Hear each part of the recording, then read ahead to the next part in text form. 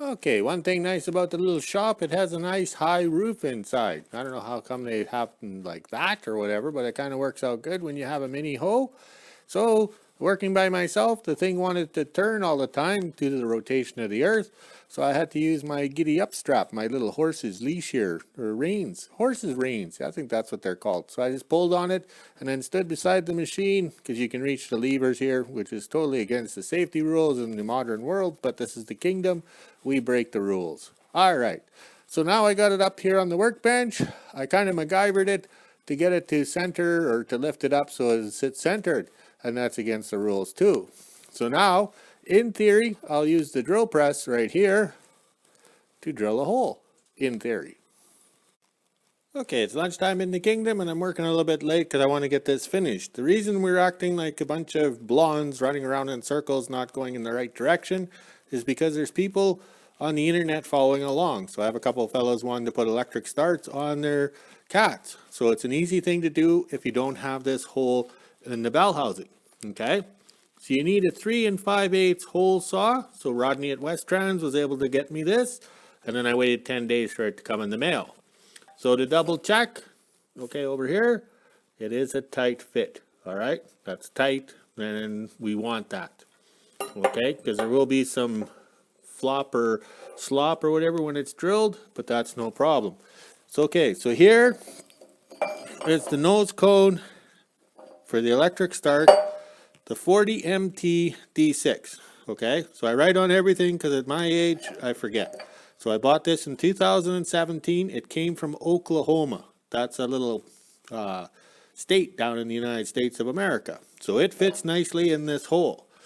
Okay, so you see that. Okay, oop, get that over here. All right, look at that. That's a nice tight fit. Okay, seems how I wasn't showing it, but that's what you want. Okay, so now I can drill the bell housing in the shop using the drill press and stuff like that. Okay, I'm back over in the shop, just do a double check here. And to confirm that I wasn't drunk when I said it, it is 3 5/8 written on the side of the hole saw here, and that is recommended. I have a blueprint from Old Magnet down in California when I did my other starter holes in 2000, oh geez, that'll be 20 years ago. So okay, so we got everything all set up here. We're doing it a little differently because we're smarter now than we were 20 years ago. Hopefully I'm smarter. But here it is here. So we'll end the video on this bell housing about here now because it is now warm. Okay, we'll turn slowly here. Okay, it's now warm. The wood stove's going and I have the shop doors open. So it's warmed up enough now that I can go work on Thor the plow truck. So I'll go have some lunch with the dogs and then get to work on the plow truck because on Tuesday it's supposed to snow. So it's going to be a good weekend. Okay, inside the shop here, we start the wood stove. We got an extra space, so we brought the 2 wheelbarrows in because I want to get working here. But I took yesterday off to do paperwork in the office to make the boss happy. But I also have one hell of a mess here in the shop because when it's nice outside, we dump everything on the workbenches and stuff and keep going. So I did print off Old Magnet's blueprint. It's been on the internet for over 20 years. So here it is here on how to drill the hole. And seeing how I'm not that smart, I bought my conversion chart here. So I can convert everything over because he used some fancy measurements and stuff like that. So hopefully after I clean off the workbenches and get organized, I can drill a few holes. Okay, I drilled out the pilot hole using a brand new bit and the hand drills, whatever. And I made sure it's centered, okay? So using a new bit that's brand new out of the box, so I know I got it centered. Then you put the hole saw on like this, make some scratch marks or whatever, and then set it aside. Okay, so I was able to use the bell housing and the parts trader to get these measurements here. So this hole here is that one over there, and we have a measurement here, over here. So it is an undersized measurement because the hole saw, when it drills the hole, is going to make the hole wider, a little bigger. So that'll work out good. So all my measurements are working out. As you can see, I watched Sesame Street as a kid, and I still continue on with my Sesame Street mathematics and blueprints. All right, more to come.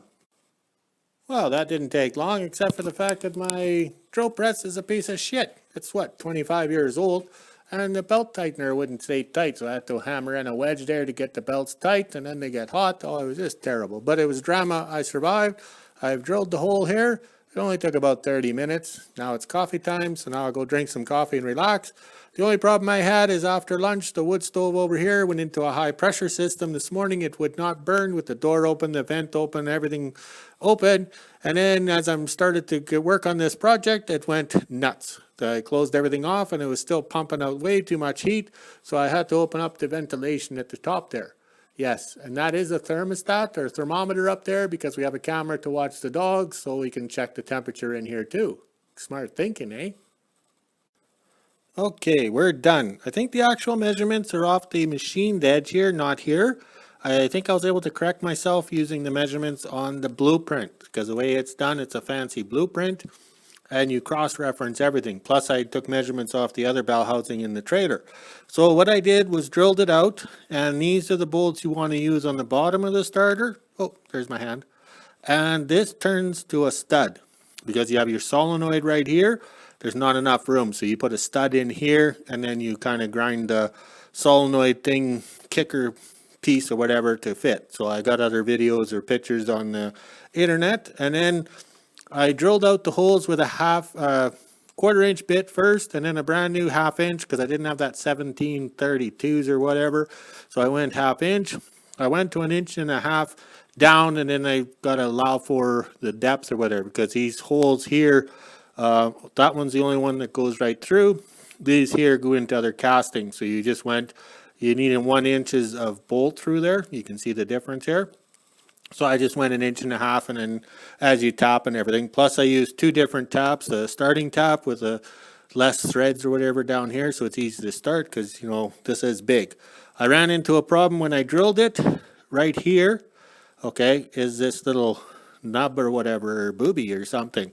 So I was able to drill through it, break it off, and then I just reached in with the small grinder and was able to smooth it out. No big wow. So this project's officially done, and I have everything marked and everything in bags, so it's easy to find at my age. So now we got to move this out and bring a project in. As the boss would say, it's playtime.